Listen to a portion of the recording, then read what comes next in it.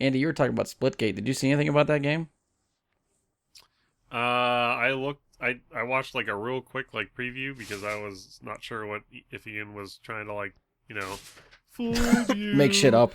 Yeah, If Ian was doing an Ian, is what you mean? I posted a So- link to the Steam store, I think. Yeah, Yes. but you know what? There is like hentai sex games on the Steam store as well. So I was watching a streamer play, like somebody that I follow started playing it over the weekend, and I don't think I could wrap my head around what needs to be done in that game.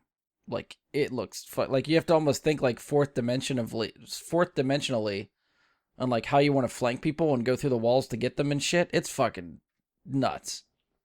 I'll have to look it up. I've not actually watched any of it or anything. It is literally Halo and Portal mashed together. Like, Yeah, the multiplayer maps and guns look like Halo. They have an announcer like Halo. It's just that there's certain portions of the map where you can put a portal in and just go through the wall. But the So maps is it are no more like... ADS like Halo? No, it has that for like the snipers and I think Whoa. like the battle rifle. Yeah, it has that for those guns. All right. But I thought Brian was talking about watching a stream about a guy playing a hentai movie. I was so fucking confused. Oh, no. no.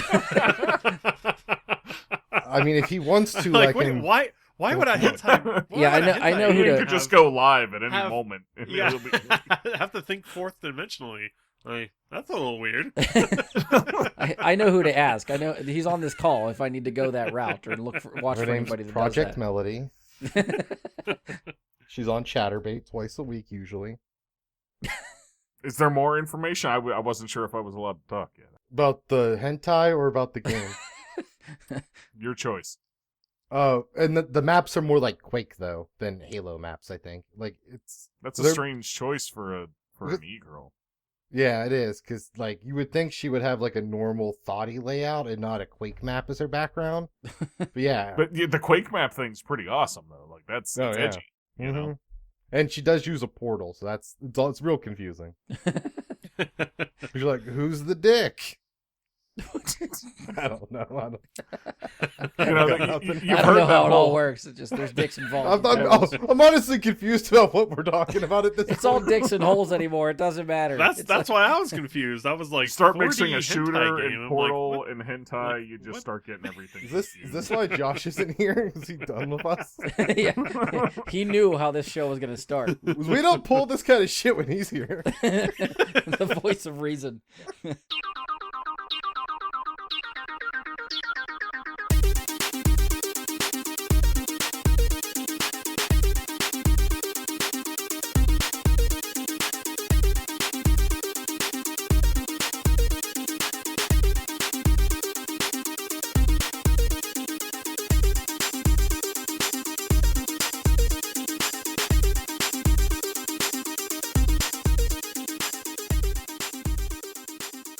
Hello and welcome to another episode of Brad Guy and his Super Friends. I'm your host, Brian Labick. Joining me for this episode is someone who I'm told smells like freshly made pizza, Andy Stoles.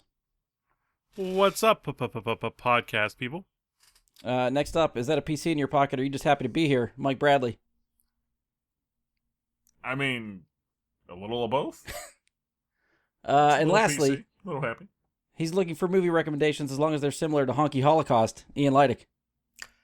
Hi, guys. I'm very excited to announce Zack Snyder's new partnership with Kojima Productions to release Death Stranding, the Snyder Cut, this holiday season. Only on PlayStation 5. So is it at any point announced what Zack Snyder is adding to this game? Oh, so I can release some details right now. So one, we're changing all the resolutions. They're only 4:3 now.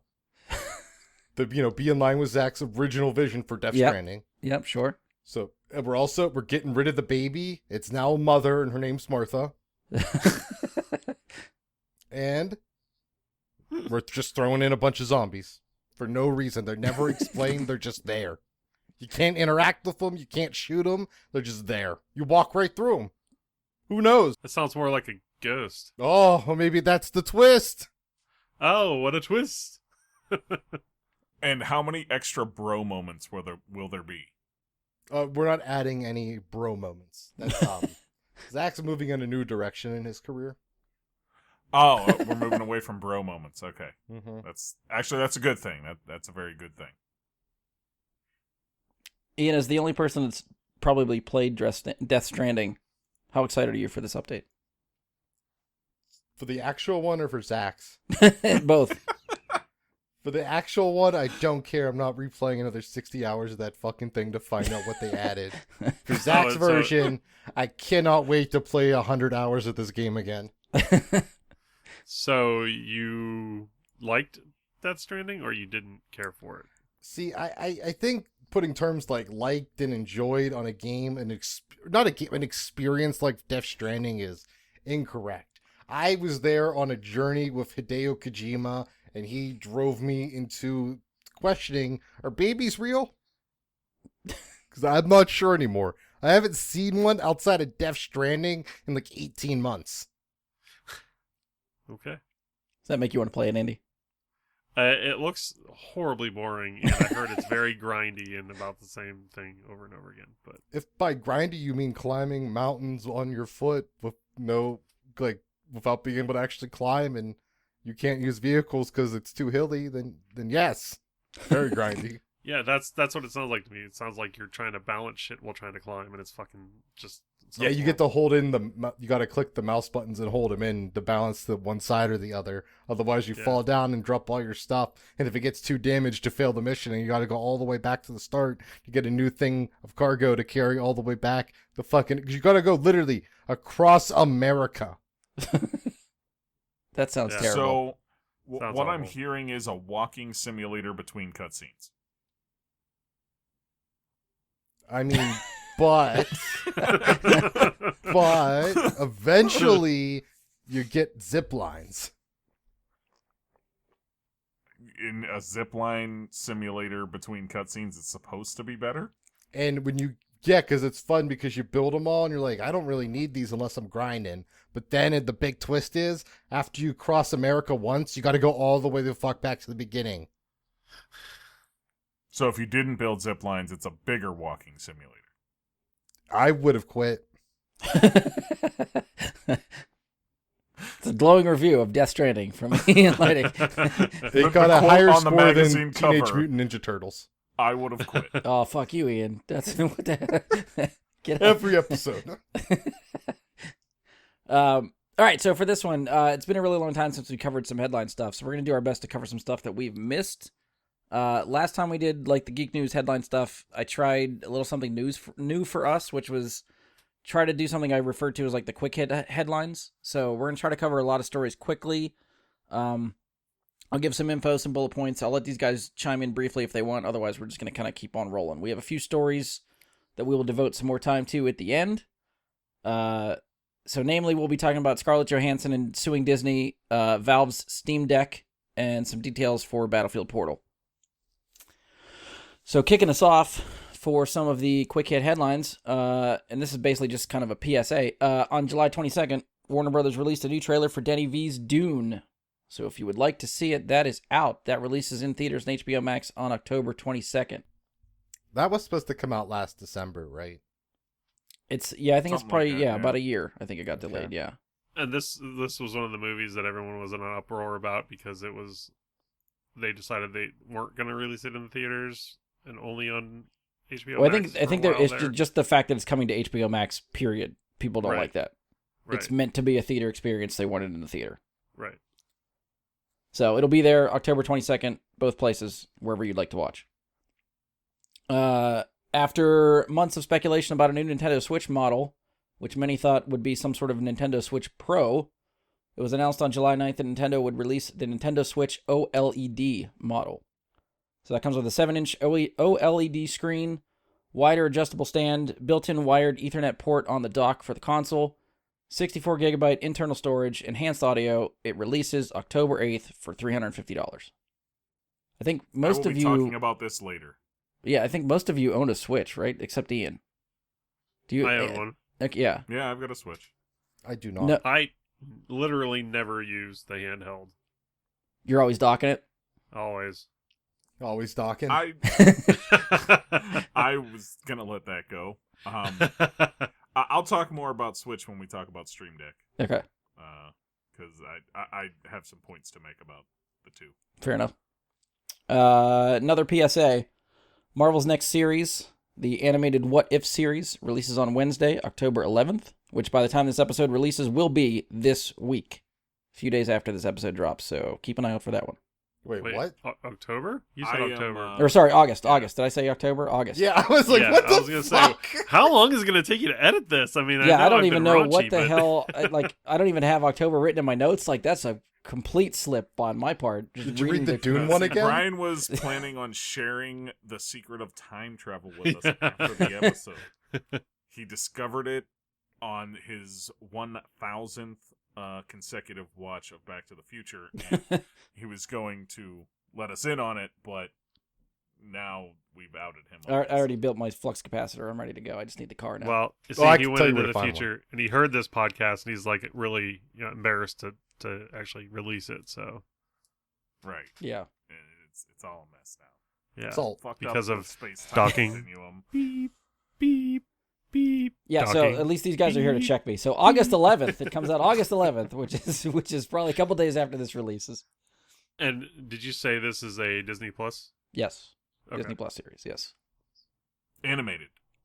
yes, Yes. Marvel's first animated series.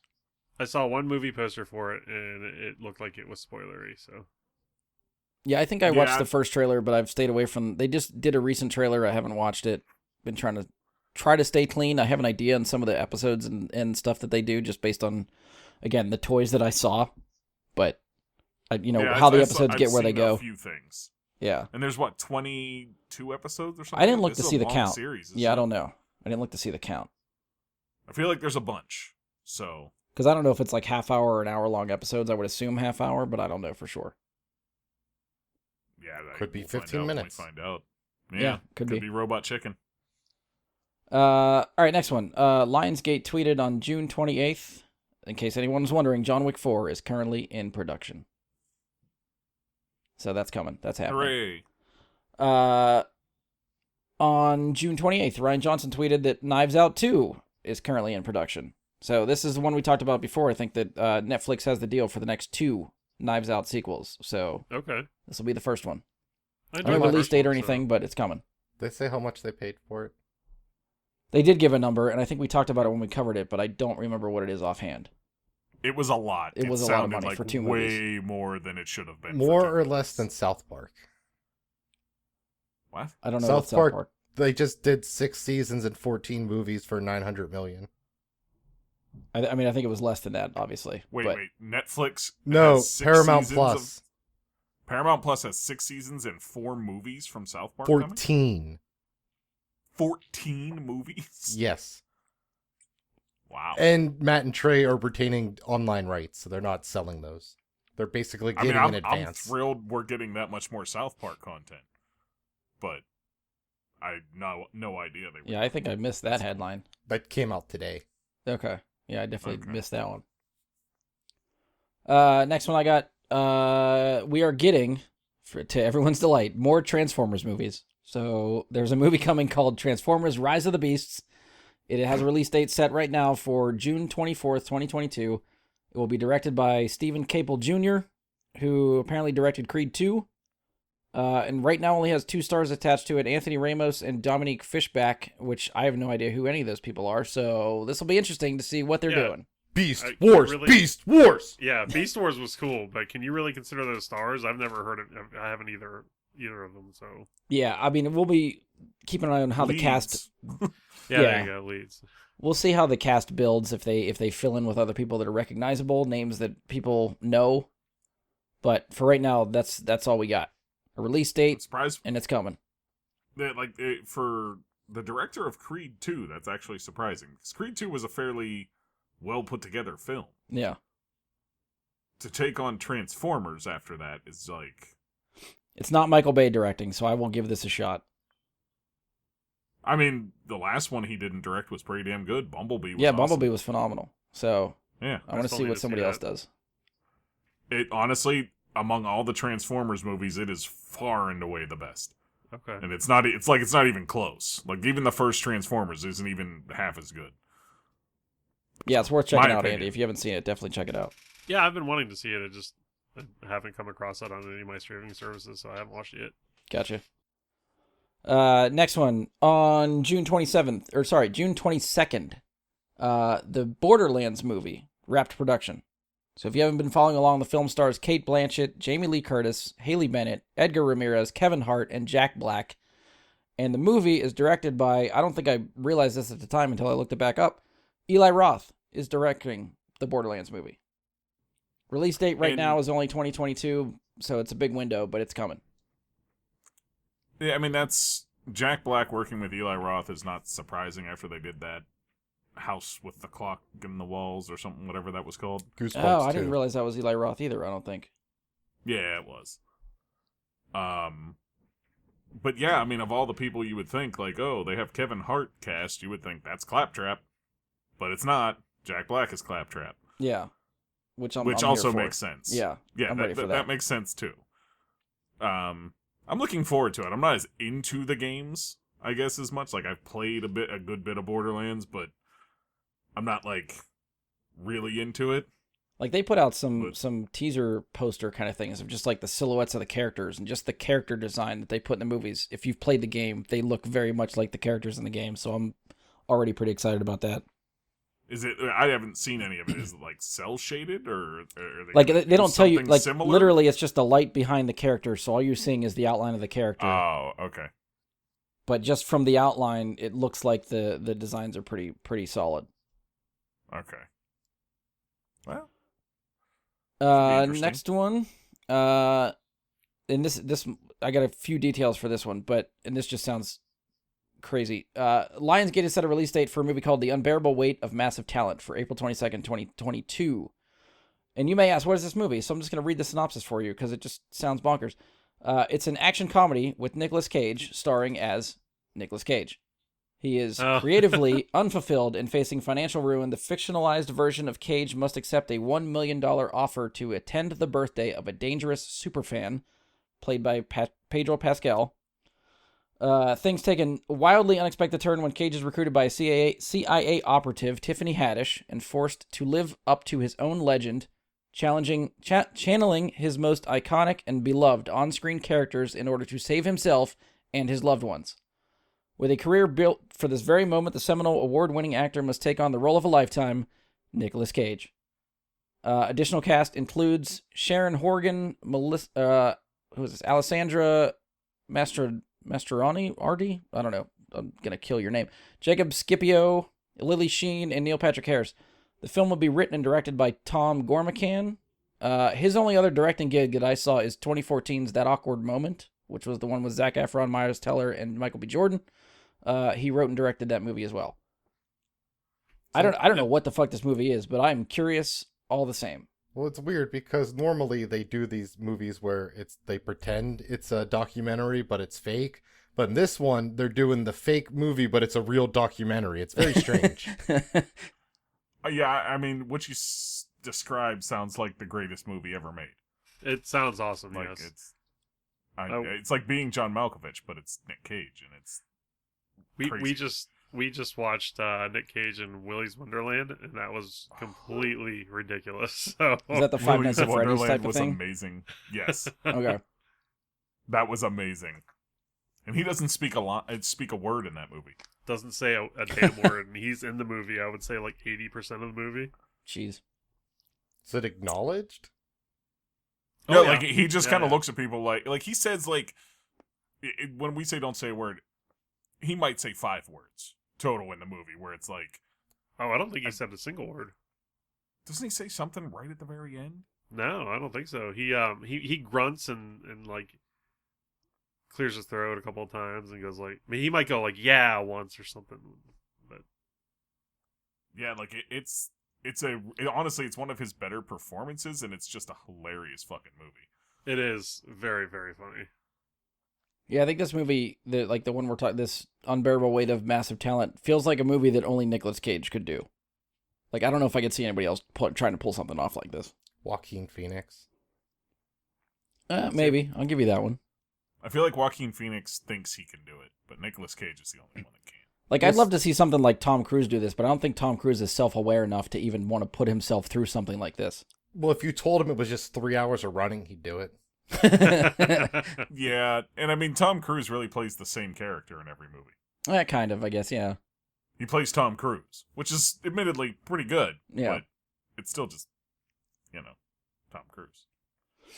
All right, I'm going to move on to the next one. So any Xbox Game Pass Ultimate subscribers that do not own an Android device can now use the xCloud gaming service feature through their iOS devices and Windows 10 PCs. So instead of using the Xbox Game Pass app, the workaround for this is that you can use xCloud through the browser on your iOS device or Windows 10 PC.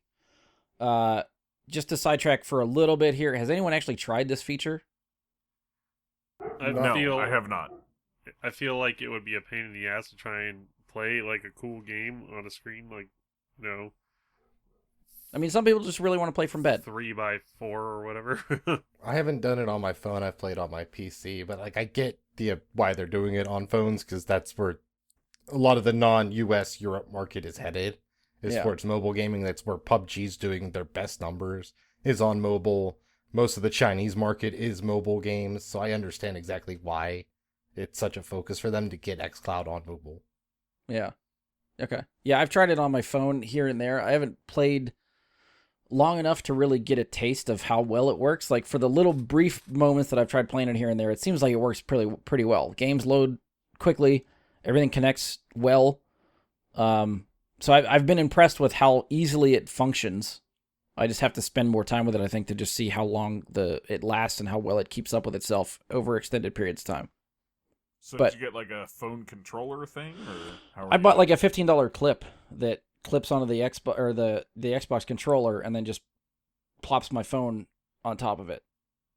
Okay, so you're using an actual whole controller. Yeah. So it Bluetooth connects my Xbox controller to my phone, and then I can just play it that way. And even just for the response time for the controller to my phone feels instant. Like it doesn't feel like there's any delay between using a controller and seeing it on my phone. So that's pretty cool. Yeah, if there was a delay, that would ruin the whole experience. Yeah. It would just be complete garbage. So I'm sure they'll be making improvements, between here and, future time and stuff like that. But for right now, for just kind of starting out within the last couple of months, I think it works pretty good. Next up, the Toxic Avenger is being rebooted. Macon, I don't know. Macon Blair, who coincidentally starred in the recent Swamp Thing TV series as Phantom Stranger, is set to direct this movie. As far as I can tell from IMDb, it looks to be his first big movie. The film is set to star Kevin Bacon, Taylor Page, Jacob Tremblay, Peter Dinklage, Julie Davis, and Elijah Wood. No word yet on a release date, but it's happening. All these people are signed on. So go ahead. The original movie, was it like made to be bad, or I've never seen it? No, it was very serious. I don't think I feel like I vaguely remember it, but I've never actually sat and watched it either. It's a comedy, Mike, but they didn't try and make a bad movie. Oh no, yeah, they did not try to make a bad movie, but it is not meant to be a scary movie. It's not meant to be, it's not, what the hell do they call those flicks? The company? Trauma flick. Trauma. That was it. So it was like James Gunn got involved with the guy that ran Trauma eventually. And that's kind of where he got his start in making movies. So I would expect him to attach onto this at some point. All right. If I was guessing, that's how he started in making movies, was with Trauma. And I don't know what he did originally. He wasn't directing or anything, obviously, back then. But he was mixing up the SpaghettiOs for the blood. Yeah, whatever it was. But I'd be interested to see whether they lean back into that or not. I mean, it's one of those things that's kind of hard to recreate. There's a reason it's a cult classic. It's not my own personal preference of cult classic, but hopefully whatever they're doing can please the fans of the older stuff. It's weird hearing so many recognizable names attached to it. Yeah. Because the press release that I saw, I think was from Deadline or Hollywood Reporter or something, just listed Julia Davis and Elijah Wood joining Peter Dinklage. And then when I looked up the movie, Kevin Bacon's there, Jacob Tremblay's there. These are names I did not realize were attached to this movie. That's the fake cast list they would have in Toxic Avenger 6 for the in-universe Toxic Avenger movie to make fun of it. Yeah. And Yeah, then, we'll like, see where it goes. Did they say who's playing Toxie? They didn't list who is playing who. At least the release I saw did not list who these people are playing. The funniest other than would be they're in the Peter movie. Dinklage, obviously. Yeah, that's what I'm hoping for, honestly, is Peter Dinklage to play Toxie. Yeah, we'll keep an eye out and see where it goes. See if we get a trailer or something sometime soon. Yeah. Next up, Colin Yost from SNL and his brother Casey are taking a shot at the live-action TMNT script for Paramount. So this is a separate movie. I don't remember if we talked about this before, but there's another animated Teenage Mutant Ninja Turtles movie that Seth Rogen is producing for Paramount and Nickelodeon that right now is set for August 11th, 2023. So this live-action movie that's being written is different than that. Two separate things. So we might be getting two Turtles movies within the span of a couple years. It's Colin Jost, by the way. Yeah, okay. See, I don't watch enough SNL to know. He's also, like, married to Scarlett Johansson now or something. No, really, bastard. Yeah. I believe they are... I don't know if they got married or engaged or something, but Amy told me something about that recently. Okay. Or Well, a kid. Well, Might it's be having a fitting, kid. fitting that I they're can't- both on this podcast then. Yeah. So just announced today, Star Wars The Bad Batch is getting a second season coming sometime in 2022. That's all we got. No release date, nothing else other than, hey, it's happening. Is the first season over? Finale starts, I think, Friday, and then part 2 is the following week, and then it's done. Okay. So it'll be done in 2 weeks. I'm Andy, you yet were trying to catch up, Mike, right? Yeah, far I haven't. behind? I gotta sit down and watch. I think I got about 9, maybe 10 episodes to catch up on. Okay. So I've got a good bit to sit and watch, but I kind of wanted that because the week-to-week formula for that show was bogging me down a little bit because they're so short. Yeah. And I was like, I just kind of want to power watch this one Yeah. day where I just sit and catch up. So Andy, you haven't watched this yet, Bad Batch? I haven't watched it yet. No. Okay. Ian, you haven't got into it yet either, have you? I don't think I knew this was a thing. I feel like you've probably mentioned it before, but Probably. I'm also feeling like I'm hearing about it for the first time, but I'm like 99% sure I know exactly what it's about. Well, you haven't watched really much of the animated Star Wars stuff, right? That's not a realm I you got saw into. that movie that they released for the first season of Clone Wars. Okay, so you've that seen is the worst of absolute Clone Wars. worst- Yeah. Yeah, that is the worst content they may have ever released for Star Wars. No, Like, that is no, that's called the Christmas special. We've been over this. Half of the movie is in Wookiee. Or the special. And it's not subtitled. Yeah, Just that's like the Captain worst. Yeah. America, 1990s foreign language scenes. Always got to bring it back to Captain America 1990. Yeah, I'm doing it every fucking week. Turtles and Cap. I'm here for the Cap stuff. You gotta cut that turtle shit out. All right, so last one I got, which I think is probably one of my favorite stories that I came across this week. So Lauren Hunter, who is part of the Sonic 102.9 Edmonton alternative radio station, has started a petition to name a new park in the city after one of Edmonton's own.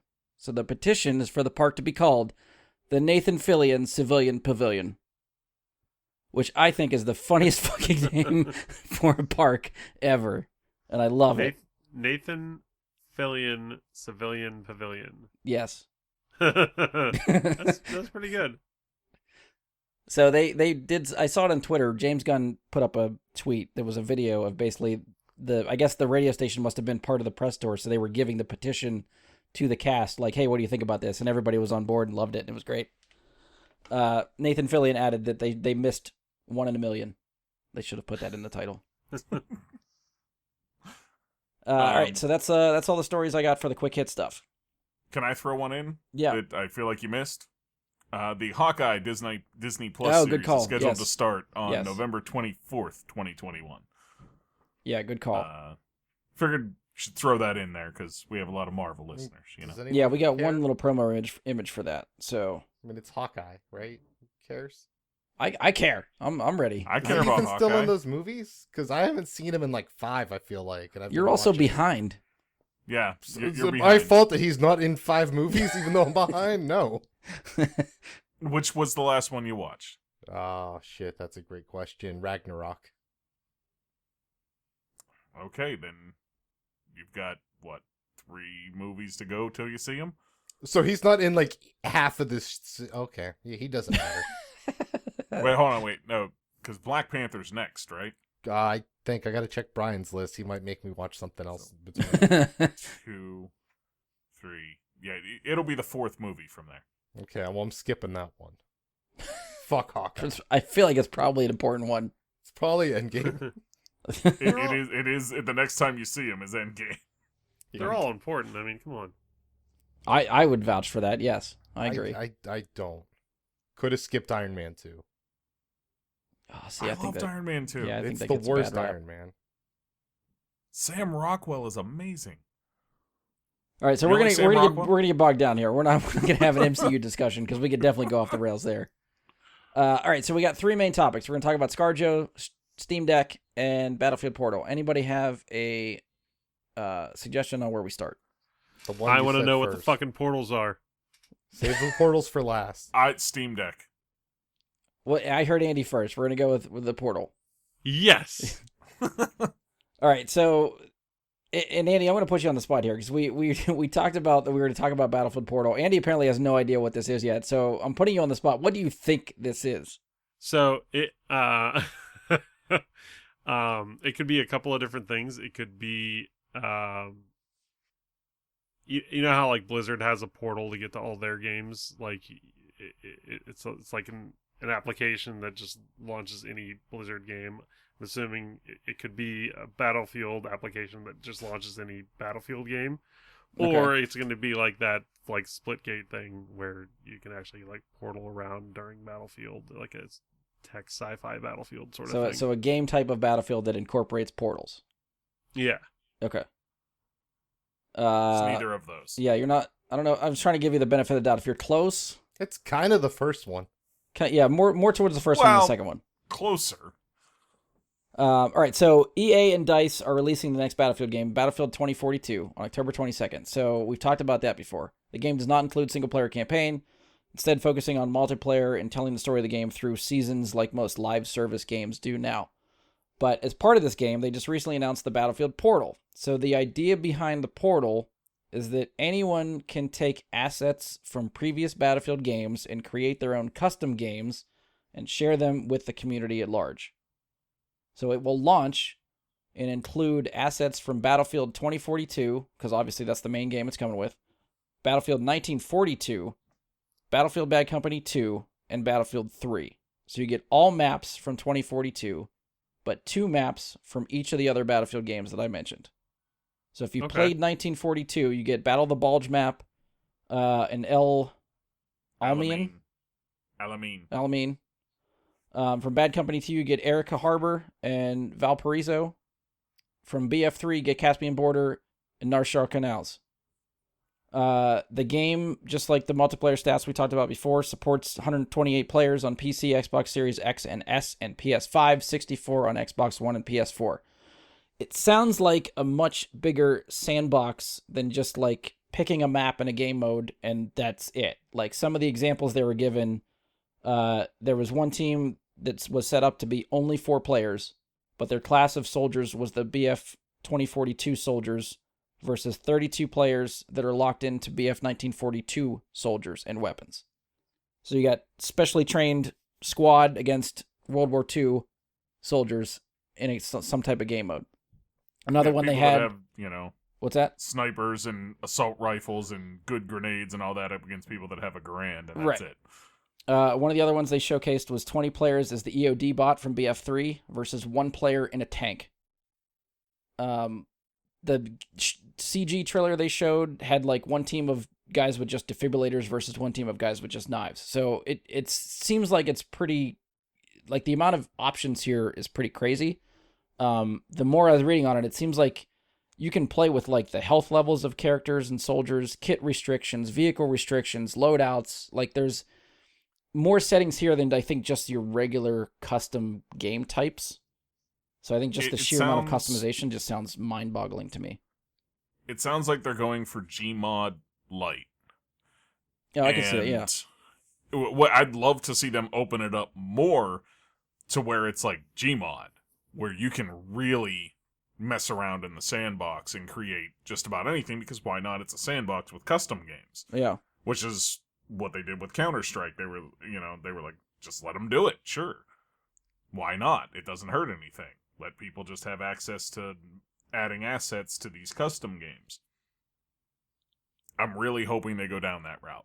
They will not. Because unlikely. It's on But this console. is It's as not clo- happening. Yeah, I think I'd agree with that. PC always gets the fun customization stuff. Console never gets that lucky. But I mean, this is also on PC, is it not? But Right, I mean, but they're like, not going to... at best, you would have someone make like hacked servers that you can only connect to, like that are hosted separately from the main game to access somehow. But like, there's no way they would let it have it work because they're assuming you're going to be able to play with the console players. There's no way they're going to let you import your own assets. It's just impossible. Right. The assets thing, true, but a lot of crossplay games even today allow you to sort to just PC. No, yeah, but I just don't Or, think they're you know, going to just- have that, like, any new assets like bringing in like a Gmod would. Like, there's no way that's going to happen. No, I don't think it'll ever reach like the level that Gmod does, but perhaps. Like, I I'm think trying to it's more of a think of a way to Halo put it, but, like- Forge without the map building, where you can get real weird with the game modes in that, but you can't edit the Okay. maps. I think it's more like that, because I think another That's a good comparison, yeah. example Brian made, like, of the different sliders, I think there's also just damage sliders for individual guns. So that way you can punch up the 1942 guns to be, like, on par with the 2042 guns. Like, there's stuff like that. It seems like it's going to be a lot. My biggest concern is, since it's all community driven, is having a way for the, like, to find the cream of the crop, because this is always tough in this stuff, is getting the good game modes actually found and shared amongst everyone. And so, and I do know specifically they mentioned you cannot create a battle royale. Just throwing that out there.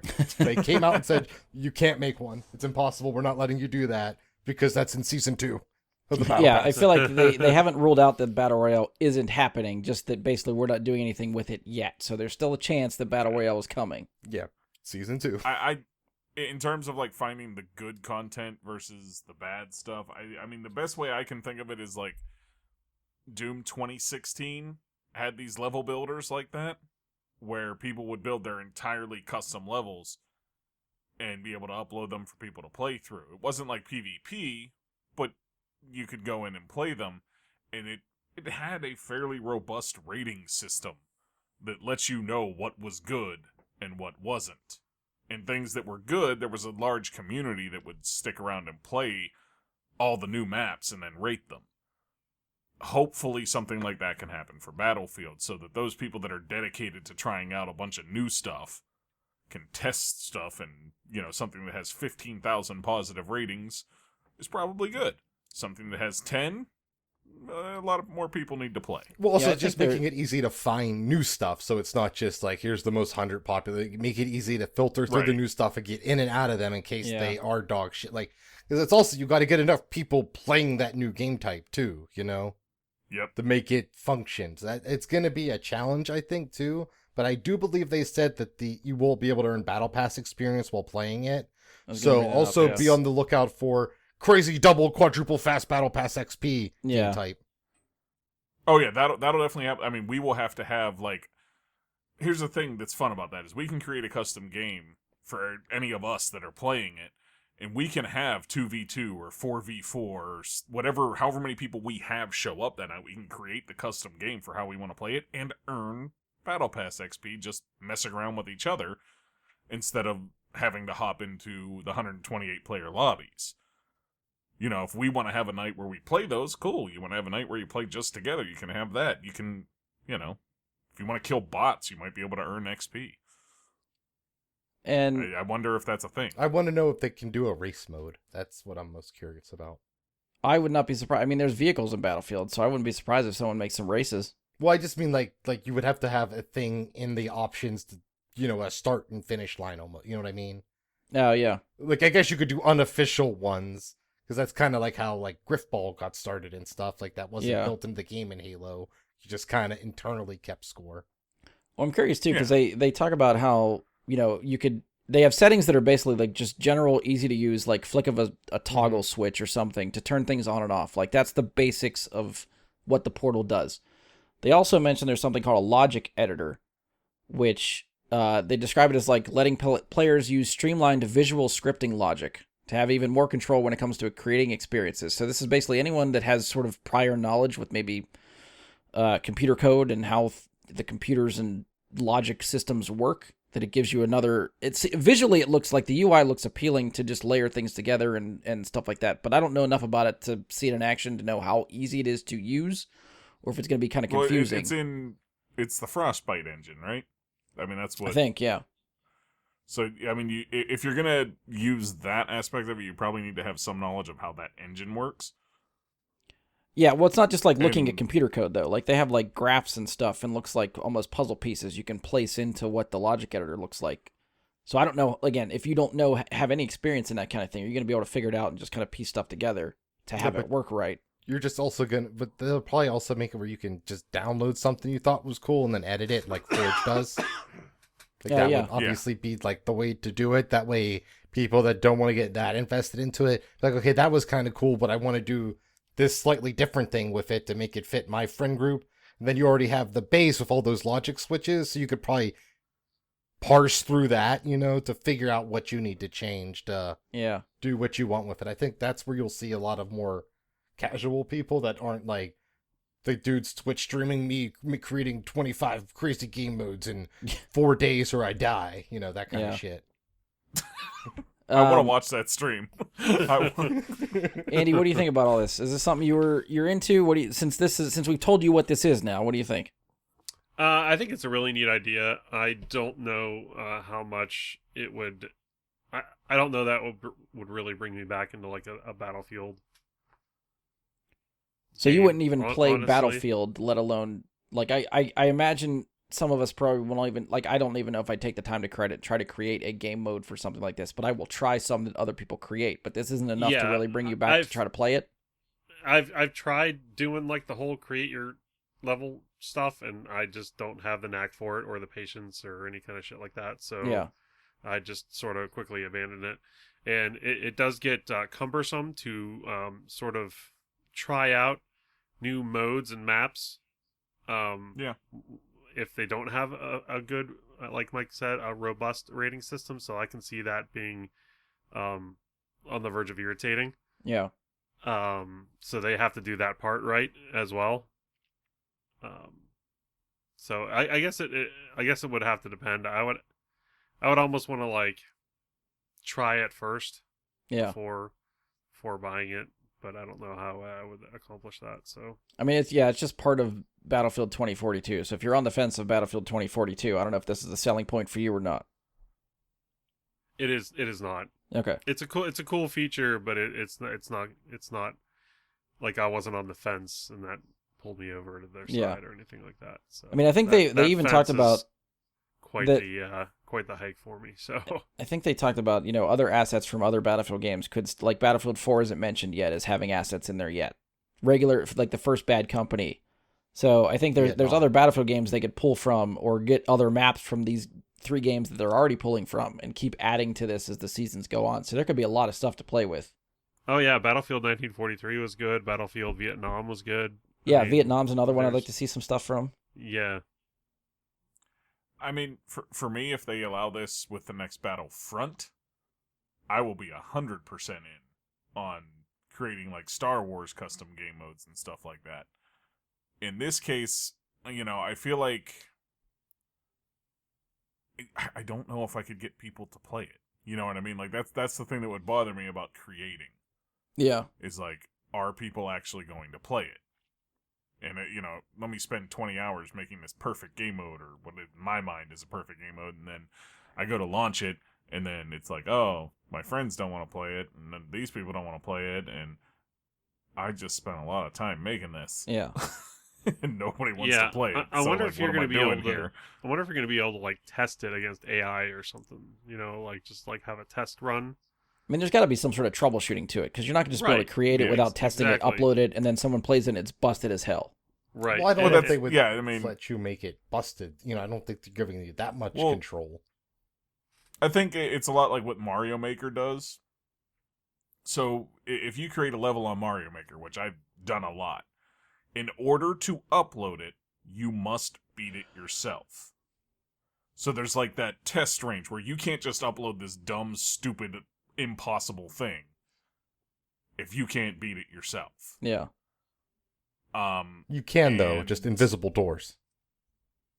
Well, yeah, you can create little tricks like that to do it, but there's also the aspect of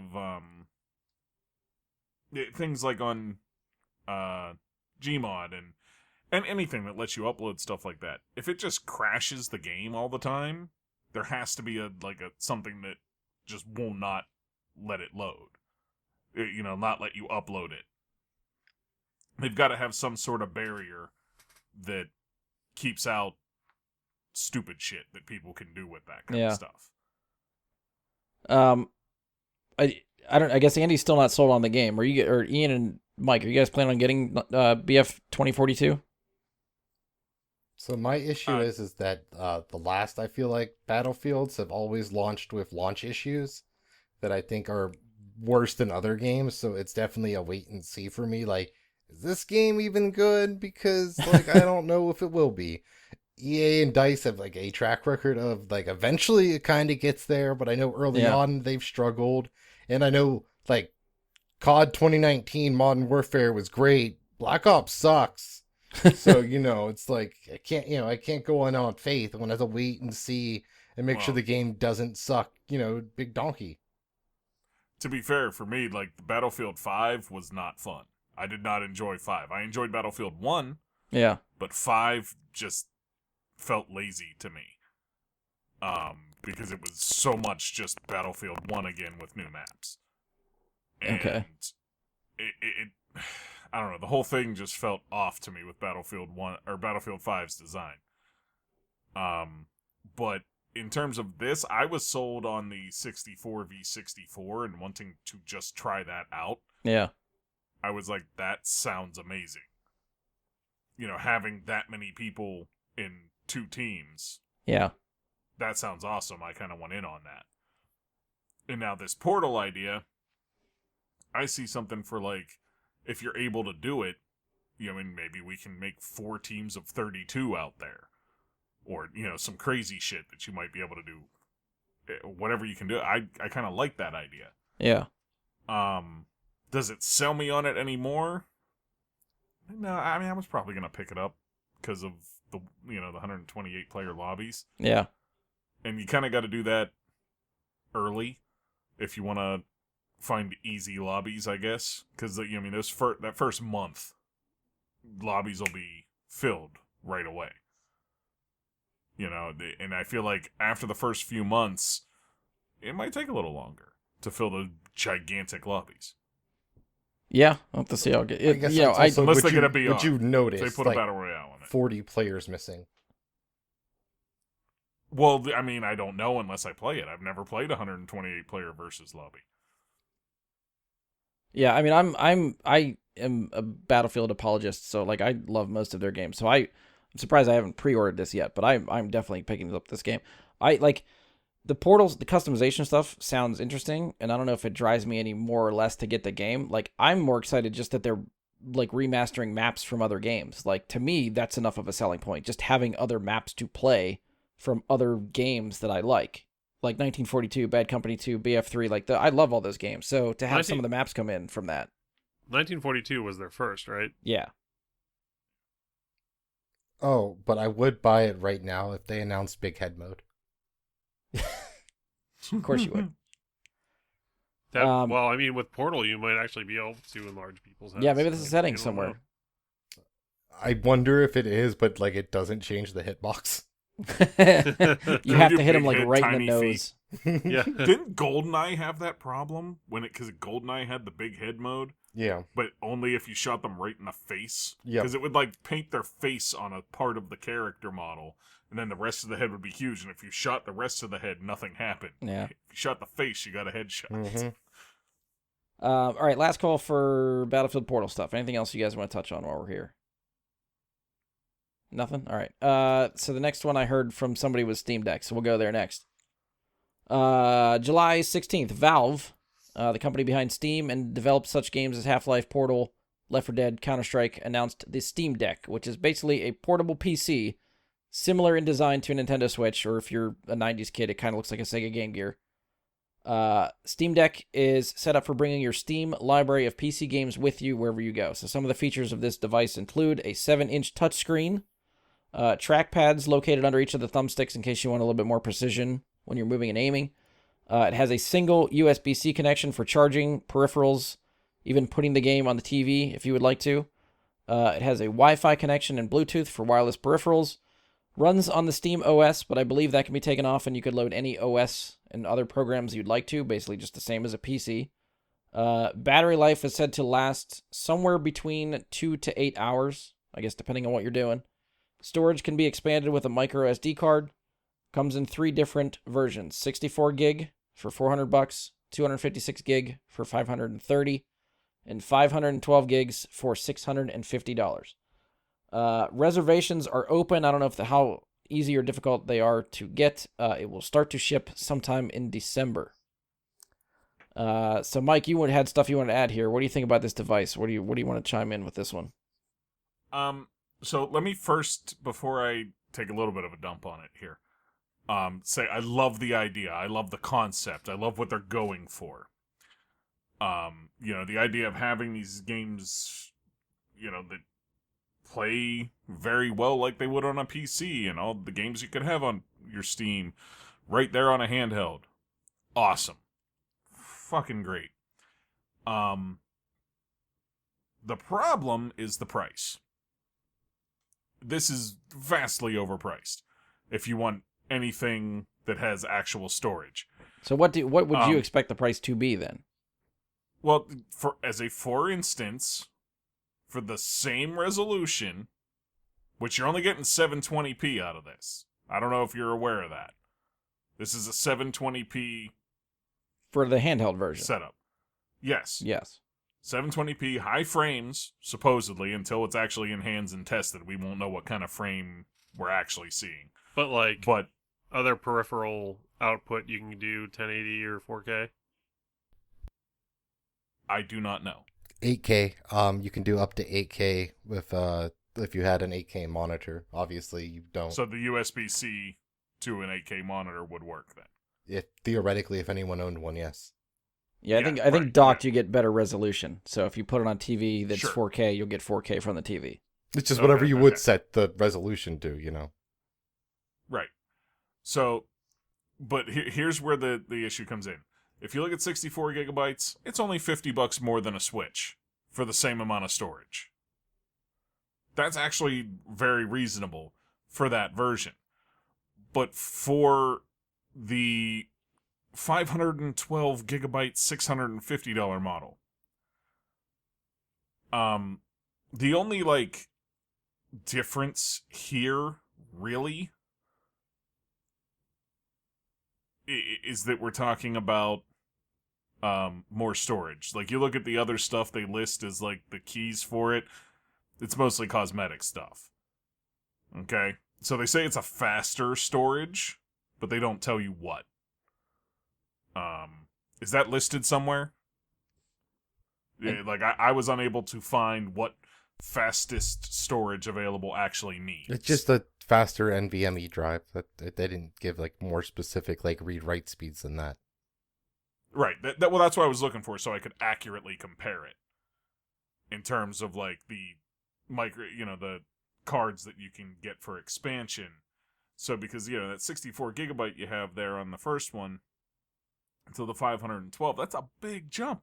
That's $250 more. Also, the first one doesn't have an NVMe drive. Right, but it's still $250 more. Yeah, but I mean, the specific type of NVMe they're using is pretty expensive, relatively. What is that type?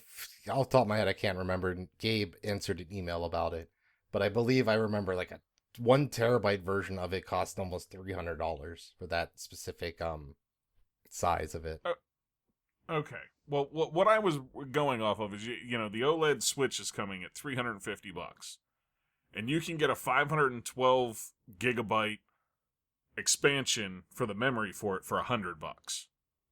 So your total investment on an OLED Switch would be $450 for games you cannot get anywhere else. There is nowhere else you can get those games that the Switch... like, let's face it, if you have a Switch, you have it for Nintendo games. Very few people, I think, are using the Switch to play games like Doom. Well, I think that's the difference I here. think It just depends what you're going for. If you're into PC games and you're going for PC games, then you get the Steam Deck. If you're going for Nintendo games, you get the Switch. I think it's two different audiences there. Well, no, but the point I'm making is that you can get the games you get on Steam elsewhere. Right, but you I can think get it on Xbox, you can get it on PlayStation, you can get it through the Windows Store, you can get it... There's a lot of places you can go for those games. I guess I don't see the Steam Deck marketed to the console crowd. I'm seeing it as an extension of the PC crowd. I understand that, but I'm just getting to the point that, like, Nintendo games are available only through Nintendo. Yeah. You get one, like, their whole library, that's it. Whereas the Steam games, there's a lot of options. And you're still talking about, say, $200 more for the same amount of storage. Maybe not the same speed, but the same amount of storage and the same basic idea. Why of couldn't you this just handheld expand the $400 Steam Deck like you're expanding the Switch one? Because it uses SD cards too.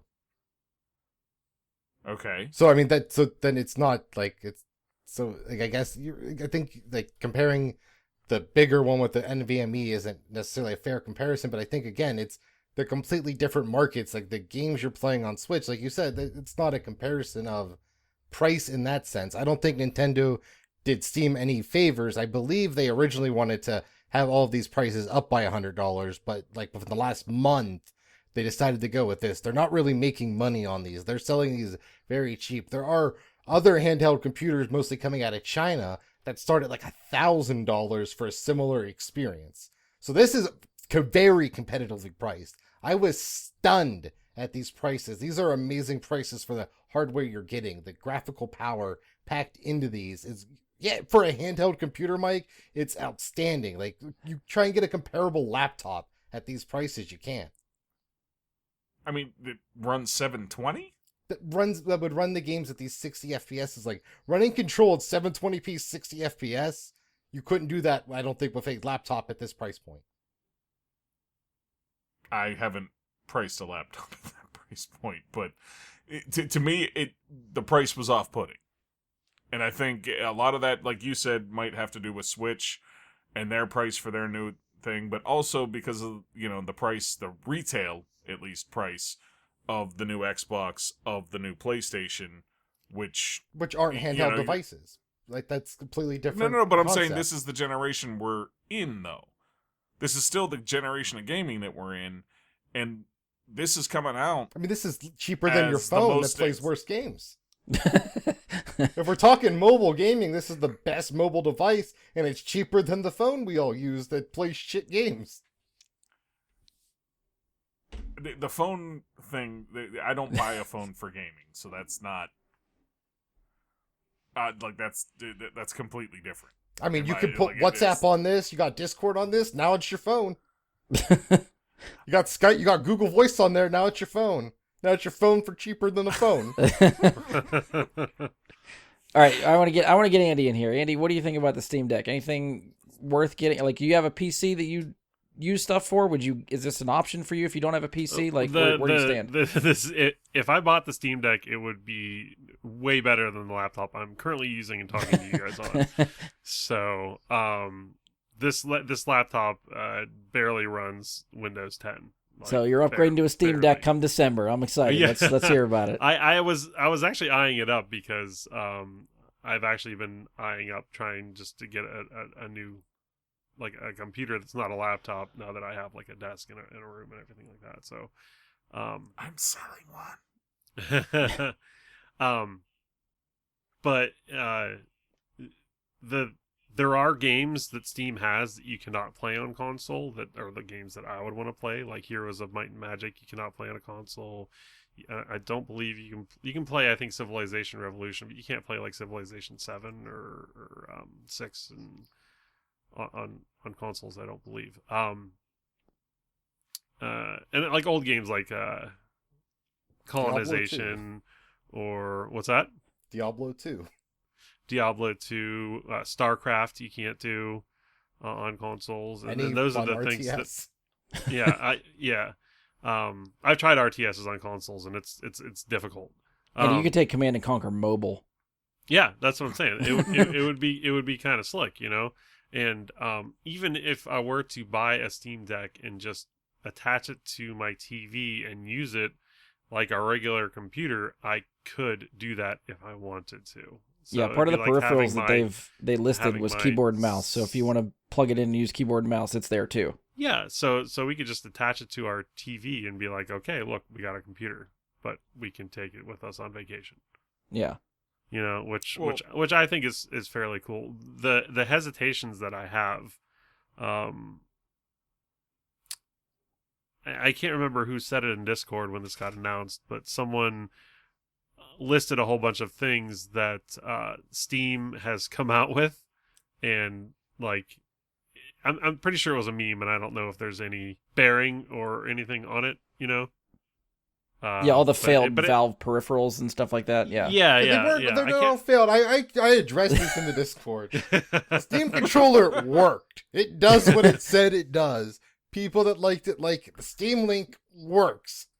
The Steam Index, the Valve Index, people love that fucker. It's the best VR headset on the market. Steam OS. This right here is why the Steam controller didn't work, is because the Xbox controller is just superior in every way.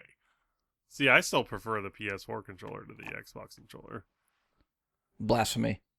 Yeah, agree to disagree on that. I'm not going to get into that argument, but it's just, and it was cheaper, I believe, too, than the Steam controller. To just buy, like, because I think the Xbox Series X controllers are like $40. Series X? No, So- I don't think they're that cheap. Yeah. You find them, maybe they're on sale somewhere, but I thought they defaulted like I mean, $60. If you can get them. Series X have retails for I think 60. Even still, that's still cheaper than the Steam controller was, You isn't it? could probably find deals if you wait. Well, long they enough, started you know? liquidating Steam controllers. So I don't even remember what that launched at now.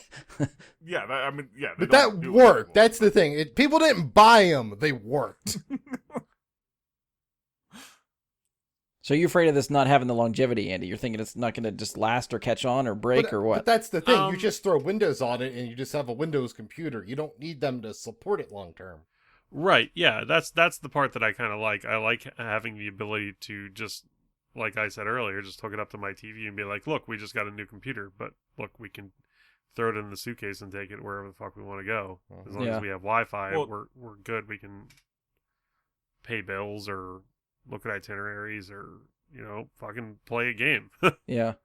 And that's something that's nice too, is it, like, you can move it from one TV in your house to the next, or to the monitor, and you know, you can take it from one place to another, whereas like a PC, it's like, yeah, it's hooked up to my monitor. I'd love to be able to play up in my living room too when I wanted to.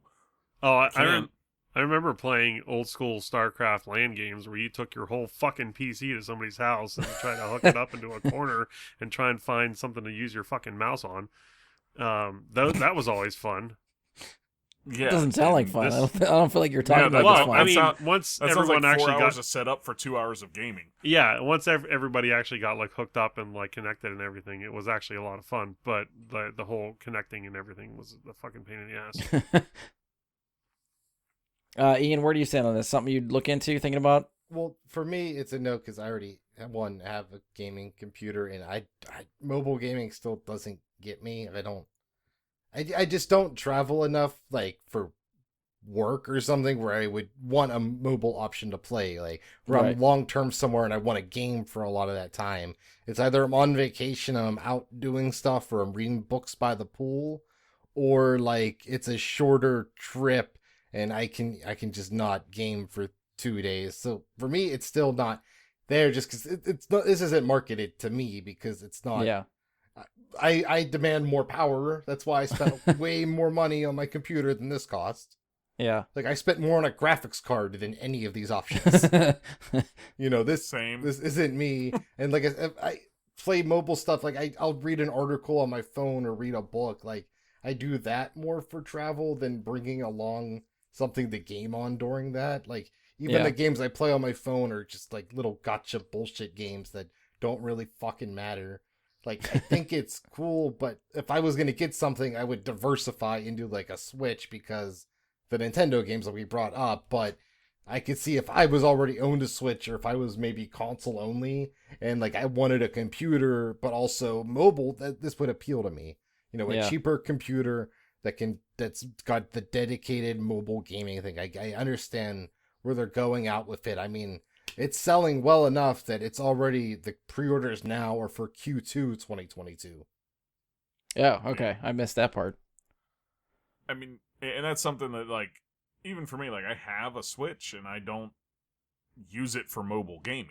Like, it's, I will use it in the mobile mode while I'm, like, sitting on the couch watching TV. Taking a but shit. also doing something, yeah, you know, whatever. But like saying, a like, pink doing eye. something, like, fairly passive in the game. You know what I mean? Like, there's, like, playing Pokemon, you can just sit there and just do something fairly passive. It's not like Mario where you're platforming and shit and you have to pay close attention. You can do that while you're watching TV. But actual mobile gaming where I take it with me out the door, never. Yeah. I've not done that once. Like I know for me, people I know that are interested in this are people that don't have a computer currently, and this is kind of like a good option for them. Like my one friend, he uses the Switch 97% of the time handheld. You know, like this is something that appeals to him because he doesn't have a computer, and this would open him up to being able to play stuff. Because with a Switch, we can play Rogue's Company and Apex Legends, and that's about it together. So the only two games, and Apex Legends only added that like 5 months ago. Hi, Bob. Yeah. The announcement of this was like, oh, this is cool. Look at like just the versatility of what this does. I was like, that sounds awesome. I feel like it's something I want it. But then I started thinking about it. It's like, how much would I use it? Because then I think about how much I'm using my Switch. Like you guys said, mobile. I don't use it mobile much. Like occasionally I'll take it in bed and just play a little bit before bed. I took a Switch on vacation once. That was about it. Like Did and- you use it while you were on vacation? I did, Much? yeah, here and there, yeah. Okay. So it was worth bringing. Really? Like, Yeah. Yo, babes, look at me beat this Mario Maker level. Yeah, make sure I throw it up on the screen and everything. Yeah. But you know, I part of the because I don't have I have a PC, but I don't think it's not built for gaming, so I don't think it can do some of the games that I want it to do, or at least well. So I don't know if it would be an alternative for me to instead of like putting in the money to upgrade my PC to be able to play games well enough, or just get this and sort of take the mobile and have that versatility with it. Sounds appealing, but again, how much time I'd actually use playing it for the money, I don't know if it's worth it for me. Because primarily I'm still a console player. So if I'm going to play games, I'm going to be sitting in front of my console playing games. So how much would I actually use a portable PC? Like that's the give and take for me. So with the I don't know if it's emphasis, but with the trend being streaming while you're gaming, how compatible would this Steam Deck be to any sort of like streaming setup? To be honest, I don't know It how would have well to it be would work. hooked up to a capture card. Sorry, one more time. It would have to be hooked up to a capture card. Okay, like how you would And do if it streaming has a- Switch. Yeah, if it has a USB 3.0. Well, I mean, it's just USB-C on it. USB-C. Yeah. Yeah. So I mean, you could hook it up to a capture card with that, but it's not going to be like great resolution or anything. You'd probably be Like, better the- off the- using it with a dock. Like the dock has other ports. Yeah. Like you'd Yeah. have a USB port on the dock, so you'd have to be docking the system and then somehow route the capture card through the dock. Well, couldn't you just use probably set it up OBS that at that point? Like, directly? Yeah, that's what I was going to say. Like, Oh, if maybe. you're doing that, you may as well just game on your computer and use a program. But I mean, if there you only rather had than- that, I mean, I think if you were just running the Windows 10 on it, you could just run OBS through it. It wouldn't be the ideal way to stream, but I think you just could do that. What's Like, I don't see OBS? why not. It's a streaming software. Like what you Okay. launch to start streaming. Like it records the screen and sends that data to Twitch. Like I think if you installed Windows 10 on this, you could then just install OBS, Streamlabs OBS or whatever, and stream it. You know, The question would be like, I know it has a decent graphics card, but what's the processor like? I don't think it's and great. What's It's the more RAM like? It's more like you can do it. I wouldn't recommend doing it. Yeah, like I feel like your stream quality would not be good going that But route. It would be very poor. I don't know. Okay, I was just curious because that seems to be a pretty big trend right now. I don't know how different it would be from the people that like would stream directly from their Xbox or PlayStation without hooking up computers to it. You know what I mean? Like just launching with the built-in stream thing. Like Yeah. just quality of the Yes, stream which wise. I don't is- know if that would be drastically different. But I think mean, if it you might be wanted to better be a than that 'cause streamer, it's you're doing newer. other stuff. Yeah, if you're actually trying to be a streamer, you're gonna take it a little different. Like you're just trying to asking your mess mom around for with it. V-Bucks instead because that would get So- you more viewers. So it'd be more like someone streaming something from their Switch. No, I stream for my Switch and I can get full resolution, Well, that's- full everything. Like, Using a separate in- computer. I think it would be more like you would want to use it to stream if you were just trying to show it off to your friends something. Not if you're Okay, trying to yeah. like become Get If you're famous taking or- streaming Yeah, seriously, Mark you're going to Ninja. upgrade your PC and get all the peripherals to be able to do it. You're not going to do this as the. If you want to dabble, maybe try it, yeah, but like it's not something to do yeah, like sustained. it's a share your screen in Discord kind of thing. yeah. Okay. Or I think was even just Steam curious, has you that know, built just in now, like with your Steam Seems friends. It seemed like Yeah, a valid yeah. question considering the trend Yeah. of PC or any kind of gaming. I mean, honestly, Mm-hmm. It would be viable, but again, if you wanted any kind of quality, you're still buying a capture card and you're Mhm. still running it through a PC to get the quality. I wonder if they'll have like a stream edition. If this works, do you think they would have like a built-in streaming thing? I mean, at this point, we'll just have to wait and see how well it sells and see what they do. Like, Right. if it sells well enough, I would imagine a 2.0 coming out at some point. I don't know how soon, but I don't know if it's the selling as much as the reviews. I think. well, Well, it's also the demand for it because, like, a stream edition, like most streamers as is, being I don't know, successful at it for a month, I can speak to it a little bit. You're gonna customize what you use yourself. There's not really a lot. Like, Elgato is really the only company out there that's taking an interest in building stuff for streamers at this time. And they're good at it, but there's a lot of better options out there where you have to go and customize yourself and work on the software yourself. And, Elgato makes decent products, but not the best. Well, I guess I'm not sure what a streaming edition would be because when you like buy a pre-built computer and add click streamer bundle, they just send you like a circle light, maybe a stream deck and a camera. It's not like they're customizing it in some other way. They're just adding on peripherals when you buy it. Like that's what a Yeah, stream like, I edition don't of buying think a they're putting computer in- gets you. So I just don't know. Okay. if Well, they they're might put a gonna capture change. card in it, right? They might. I clicked the bundle one time just to see what it gave you. Okay. I just I mean, wanted the to capture know. card's the most expensive part. Like, that's not a small cost for if you want, like, top-end quality. Like a 4K capture card's like $300 or $400. Whereas, like, the capture card you can hook up to that is probably about $100 because it's going through USB-C.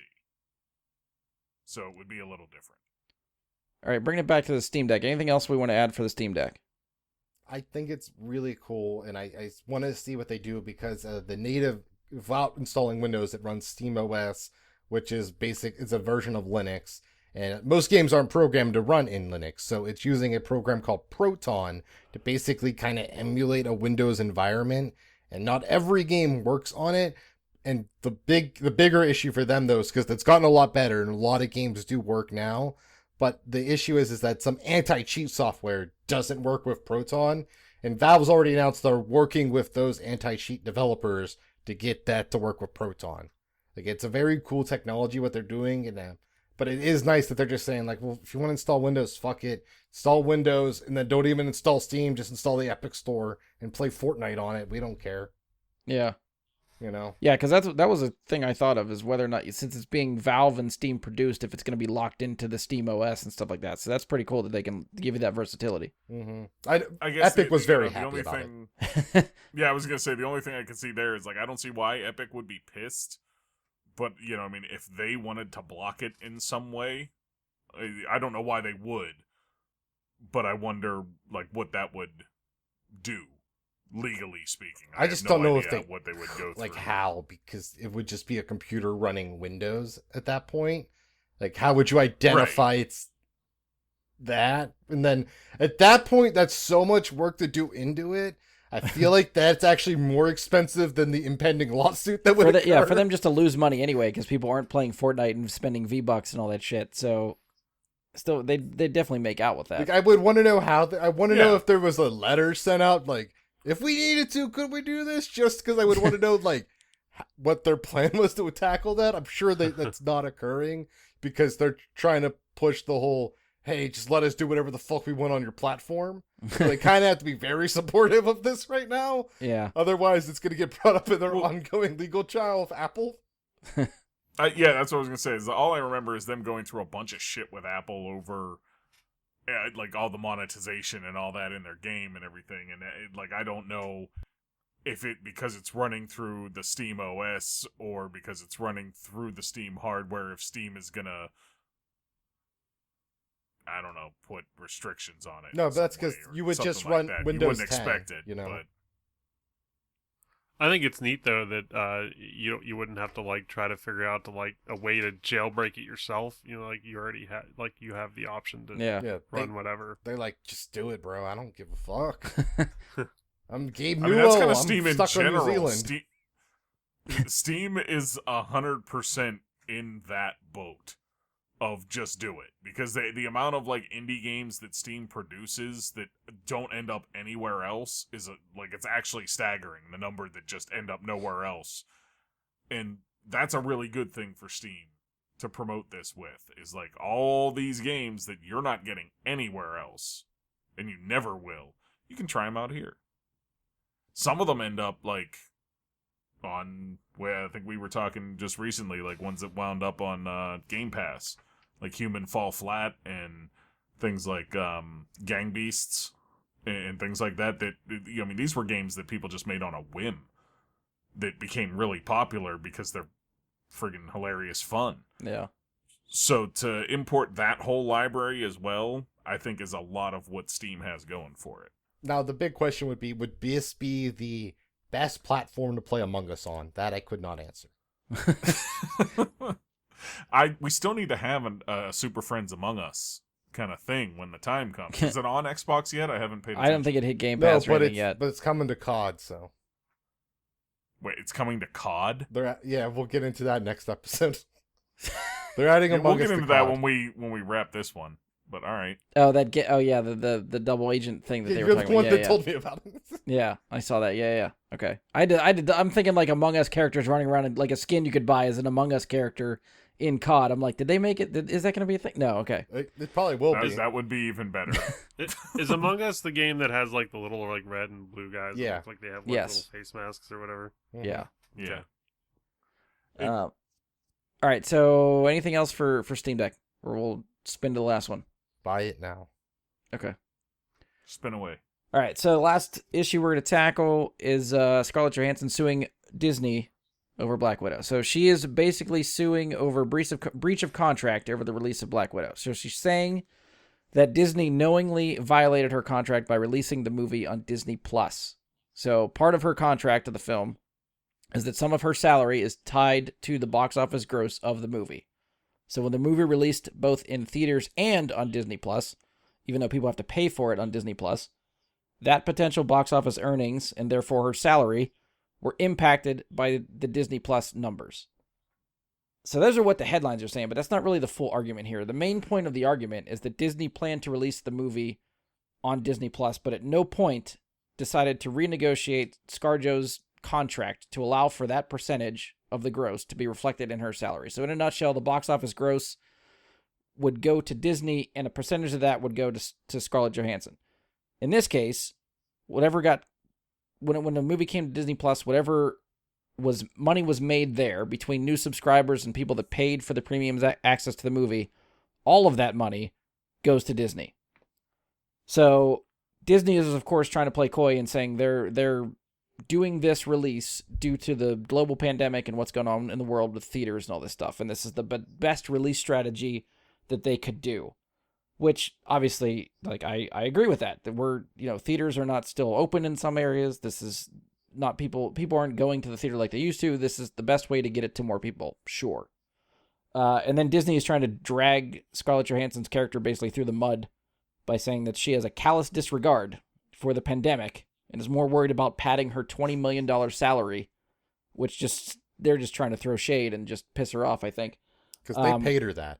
That's right. They're the ones that are making that salary, that number. Which is something else that, like, her salary was never disclosed. So they just threw it out there on Front Street as they're slinging shade at her. So that pissed her off, too.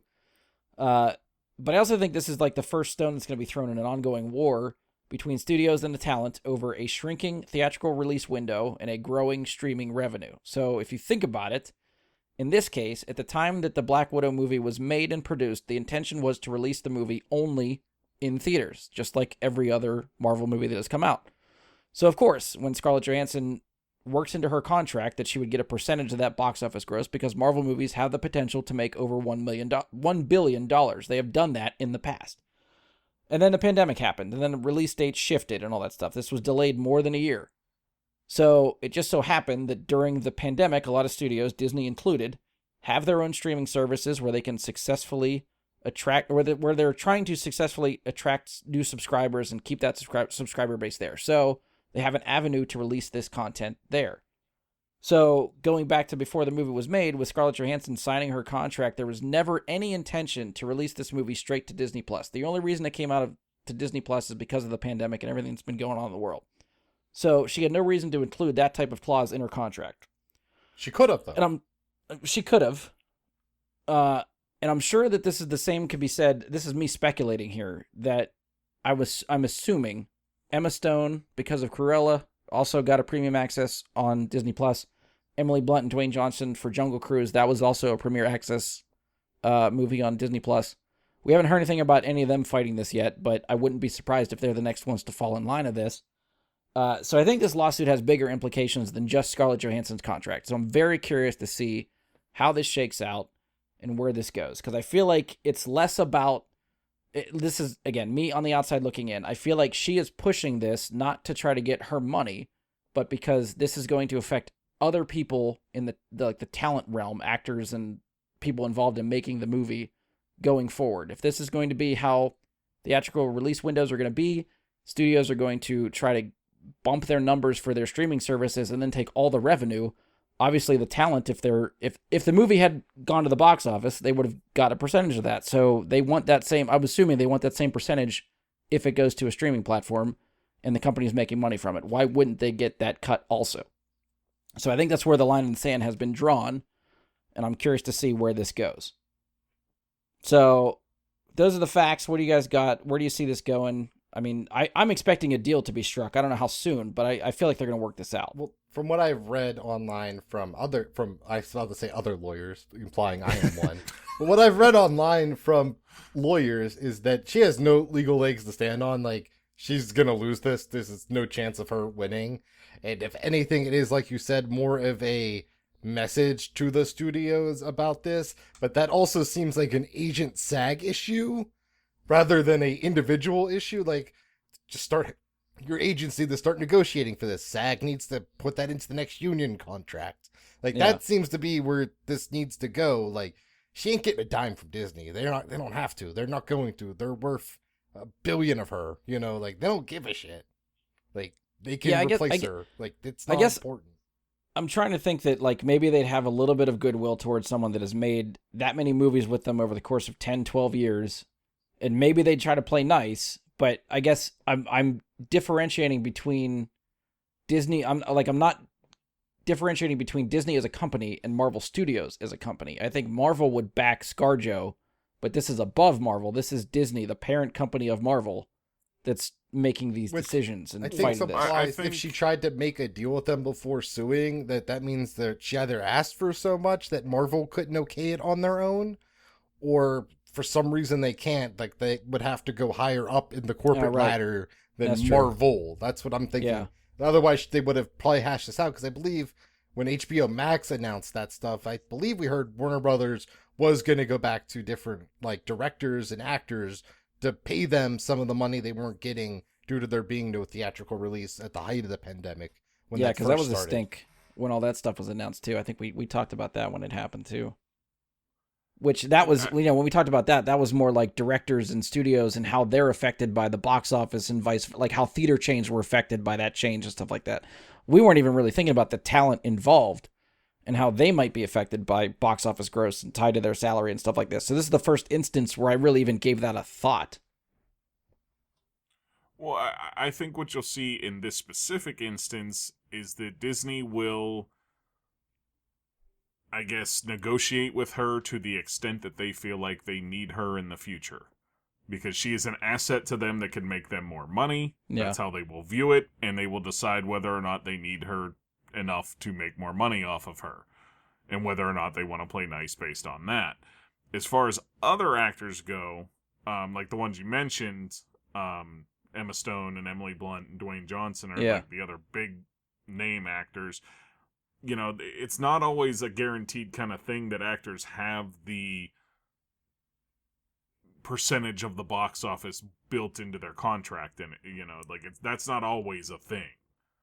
Sometimes they just get paid a flat rate, which I think we'll see a general shift back towards in response to a lot of the bigger focus on streaming services, where instead of saying like, okay, well, I'm not going to base this on a percentage of box office anymore, you're just going to owe me this much for doing the movie, and that's my price, period. Yeah. You know, when Robert Downey Jr. kind of kicked this whole thing off in a big way when he made absolutely insane money off of his work in the earlier end of the Marvel Universe with the percentages that he was getting. I guess because they didn't foresee that being... I mean, that contract he signed is insane. Yeah. The amount of money he made early on, so a lot of people wanted to move toward that. And I think given the streaming services and all that, you'll see that shift away.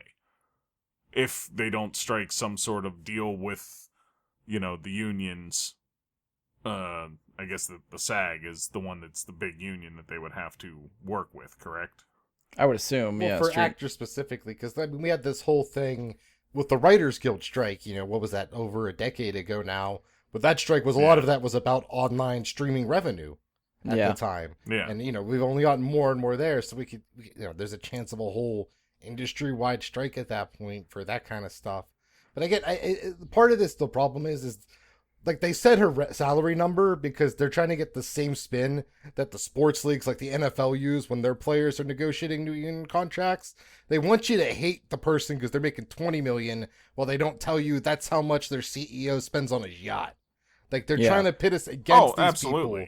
And it's bullshit. Like it's bullshit in the sense that like I don't give a fuck about Disney's corporate health.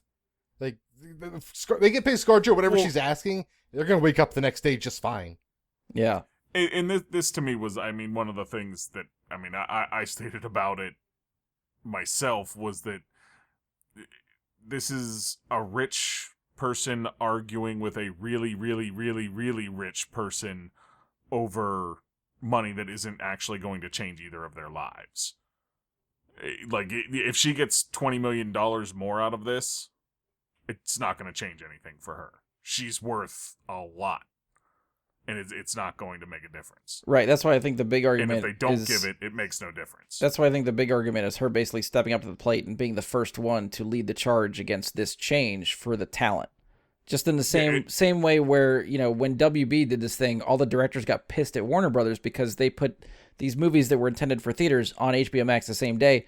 Directors started claiming they don't want to work for Warner Brothers because now Warner Brothers could throw their shit on streaming whenever the hell they feel like, and they didn't like that idea. This could be the same way for talent, where if Disney's going to be this stingy with money and revenue and contracts and stuff like this, you might see actors be like, you know what, I'm not going to work for Disney because they're going to pull this bullshit. The difference is Disney owns 80% of studios in the box office. Well, that's true too. I guess the other point that, like, as a counterpoint to that is that the only people that are able to demand a percentage of the gate of box office are people that are making vast amounts anyways. Right, which is why it had to be You can't- Scarlett Johansson stepping up to the plate to try to do this instead of Joe Schmo that's making $1 million per movie. I guess my point. still My making $1 point million. is that she's not. Doesn't even she's get a real not name. stepping up for the little guy here. Is I guess my point. She's not stepping up for people that really need her to step up for them in some way that are up and coming in the game or anything. They're not getting a percentage of the box office. She's stepping up for stars. That's it. Like, Right, we're talking, yeah. what, 80 people maybe? Less. You know, They like... can demand a percentage of box office. That's a very small number of people. Well, I'm sure they would give it for some smaller stuff, too. I just mean, like, we're talking maybe 80 people that would even attempt this negotiation, is what I'm saying. Not even get it, but, like, that's part of the actual negotiation. So that's what... It's such an... It's like, that's barely an NFL team, you know? Yeah, and that's why I say, like, I don't think of her as, like, some, I don't know, fighter on the front lines or something, because it's not. She's stepping up for people that genuinely could just say, okay, give me 50 million instead of 20, Right. and they'll just get it. Okay, I got you. Because, like, she's not, like, if this was something that affected the people that make $40,000 for making a movie, Yeah. I'd say, okay, yeah, she's doing something, but she's not. This is affecting people that make $20 to $50 million for making a movie anyways. Yeah. Like, I'm more surprised this wasn't a lawsuit by, like, SAG or something than anything else. Oh, Like yeah. yeah. Like, a more of a union dispute than a, like I said, individual, like, personal lawsuit. And that would be a little bit better to represent the acting talent as a whole instead of just one person. You know, like, just that way they could just try and make it clear, like, if you're gonna try and do day and date stuff or something, like, we need percentages of that then. You know, you can't just try and undercut the contract negotiated because you're trying to tell your corporate investors, your stockholders, we're generating value in Disney Plus. Like, that's part of the argument, is that they're pleasing their shareholders, but hurting people they've already negotiated contracts with by doing that. Yes. You know. Yeah. Andy, I want to get you in. What do you think? As a counterpoint to, I can't remember who said it, but actors not wanting to work with Disney Studios after sort of like this battle, I think I'm a little bit more worried about studios not wanting to work with her after this battle. Like, she's like the squeaky wheel, you know, like, ooh, man, I don't know if I want to be associated with any sort of drama that might come along with us trying to hire ScarJo at this point. And after I'd be a little bit more worried about that than other actors. You know, I'm pretty sure a lot of actors would jump at a chance to work with Disney Studios just because of, you know. See, I think just with the three of you are starting to spin me to the other way, and now I'm starting to think, like, if we're all sort of going that way, and it seems like it's hurting Scarlett Johansson's chances at either acting or finding work somewhere else when all's said and done. Like, what does she have to gain? I'm not saying it will, but I'm saying, well, I get that side of the argument. It's something I didn't think of.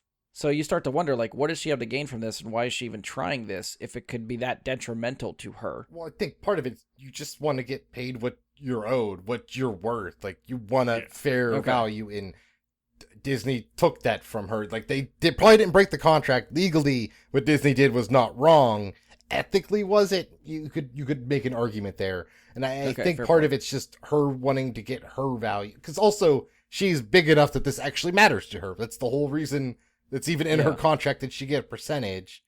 And, you know, maybe she can pull some strings of other people that are that, you know, popular. But at the end of the day, there's a higher chance, like if Andy said, it hurting her more.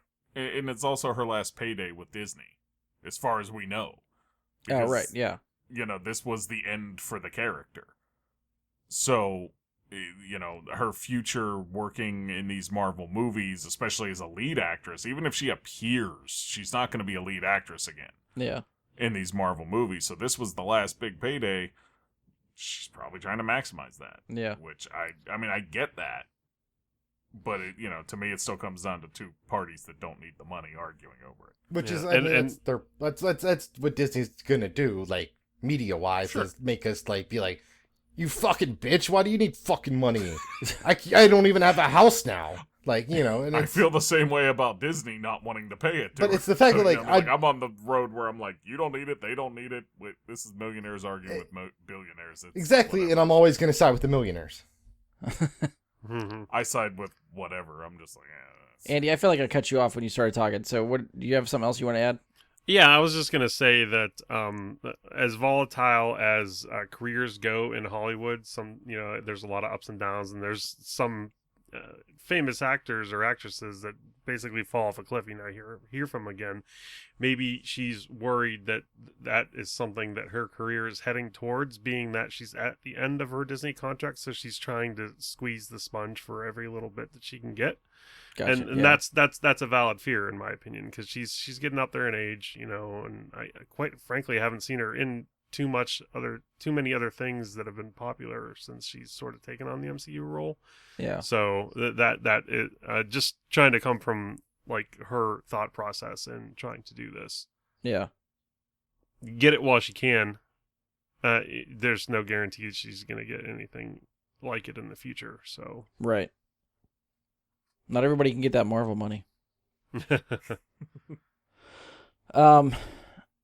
I mean, I guess the only other question I sort of had, which I guess we sort of talked about, is like, how do you think you see this impacting the industry going forward? Do you think we're going to see more, like, I guess contract-wise, do you think people are going to work in more, like, give me a cut of the revenue for streaming services things, or you think more, like, I think maybe Ian said it, more of just like a flat fee, like wherever this thing ends up, just give me this and that's it? I mean, that's what Yeah, I Mike think was saying. And Mike said, yeah. Okay. yeah, I mean, that's what it always was before. Yeah. You know, it was just give me a flat fee.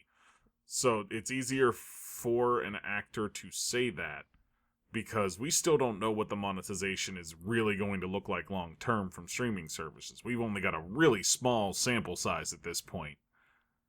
And to say that, you know, I need this much from the box office and this % from streaming, because you'd have to negotiate it differently, wouldn't you? It wouldn't have to be the same percentage from both. You'd have to negotiate it somehow differently. Yeah. If you were going to try and do that. I mean, you could, whether you're you know, Disney or the actor. Yeah, You know, it would there's be so many ways so to hard go to on it. prove that the percentage you're getting from the streaming service is because that Well- person bought the streaming service because of your movie Well- or whatever. And that's you what know, makes it that's- even 'cause tougher is Premier because- Access grants you access to multiple movies instead of just well, you can't really like it doesn't rent Black with- Widow, right? No, you can, right? yes, you can. It's $30 Yeah. on Disney Plus to watch Black Widow. So you could Okay, do that. And I that thought is Premier just Access. Black Widow. You could just do Premier Access and you could watch whatever. Yeah, it's not Premier like an Access upper thing. tier of Disney Plus. It's Okay. any movie that That's- says they are Premier Access, you can buy it to own through the service for Well- $30. But isn't it Okay. also you only get it for a limited time? No, I think it's yours. Like it's you. Basically, you're paying for 3 months early access because Okay. after 3 months, it's going But to you're hit the still not, service you know, anyway. still not buying it though, because if you cancel the service, you can't watch it. Well, it's fair, yes. So I guess it's a So it's a prolonged it's rental the Stadia period. marketing. It's Okay. Stadia strategy.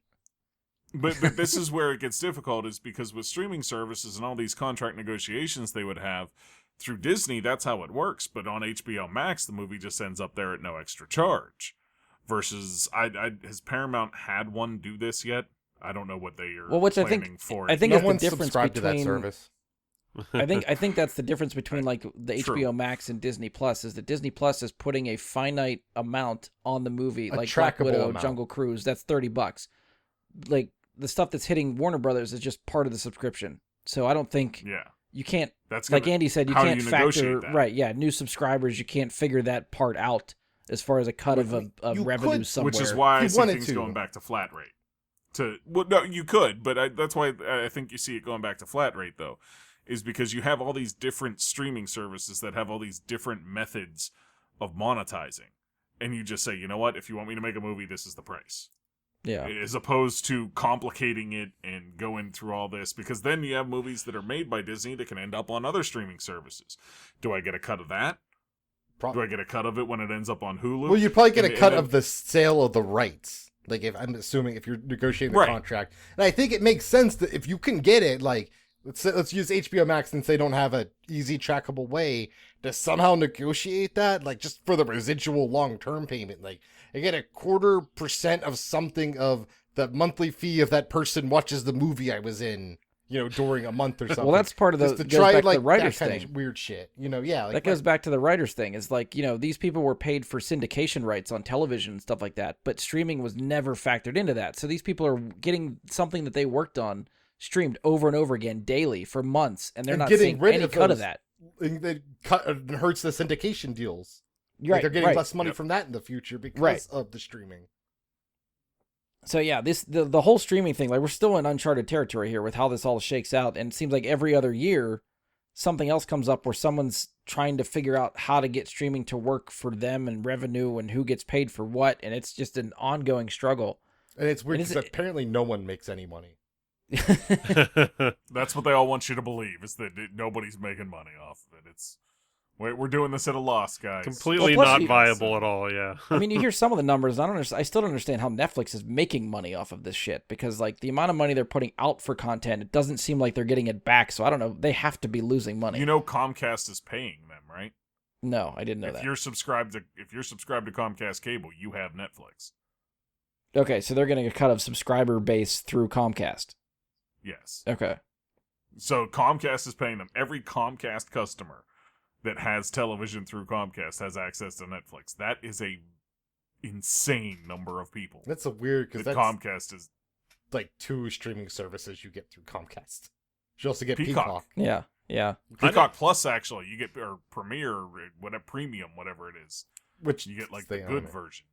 I know you can watch Netflix through like the Comcast box, but I didn't know that you got like a subscription through them.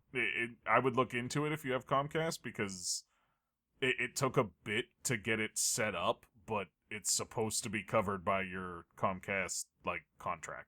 And it makes total sense that Comcast wouldn't tell anyone about it because they're Comcast and fuck them.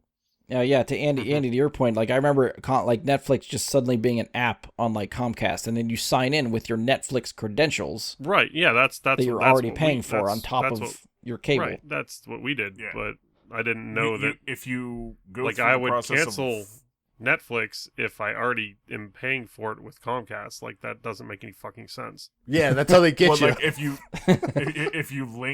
if you link the accounts. So there's a way, like, you can keep your Netflix account, so if you ever get rid of Comcast, you don't lose any of the information. But if you link the accounts, Netflix will stop charging you. Oh, okay. There's a way to link the accounts so that you don't lose any of, like, your saved movies or, whatever, your watch list, stuff like that. So it's not a new account, but you can just, yeah. But, I mean, Did and not know how that. many more of them end up on Comcast that way? But, I mean, that's how Netflix is making money, because Comcast has how many customers? 5. Yeah, I mean, Billion. I have no idea. I don't even know how many countries they're in. Yeah, I don't I know. mean, they're I don't know here. Comcast numbers. But, yeah, like, it's a ridiculous number. So when you see Netflix paying big money, and then you got to remember, that's not all the subscribers Netflix has.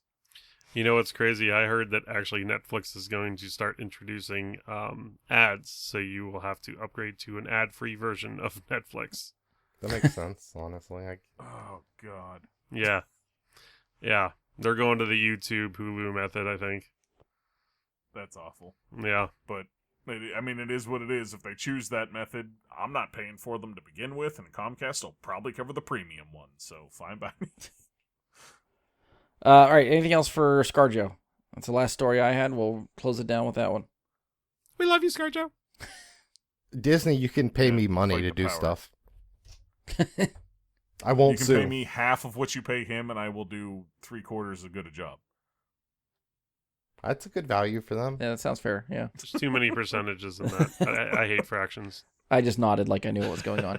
Oh, shit. all right. Live action frog fractions, get at me, Disney.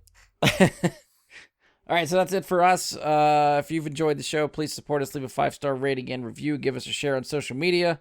Be sure to follow or subscribe to the show. We're on Spotify, iTunes, Google, Anchor, Stitcher. Hopefully anywhere you find a podcast, you find us. If you like the format for what we're doing with the headline stuff, let us know. If you want to hear more stuff like that, we'll try to work it in more often. It's always sort of a work in progress how we do the headline stuff. So let us know what you think. As always, you can find us on Facebook. Search Bry Guy and his Super Friends, or go to facebook.com/BryGuySuperFriends. You can send us questions, comments, topic suggestions, any of that stuff there. Try to email us, bryguysuperfriends@gmail.com. It's there. It's active. I probably won't see it, but, Godspeed. Hit us up on Twitter @BGSuperFriends. That I'll reply to. That I see. Follow me on Twitch. Jedi Bry Guy. Jedi with an I. Bry with a Y. If we That's ever so decide hot. to go live, we will do it there. And that's it for us. On behalf of Andy, Ian, Mike, and myself, thank you for listening, and we'll talk to you next time. Angry stack of pancakes.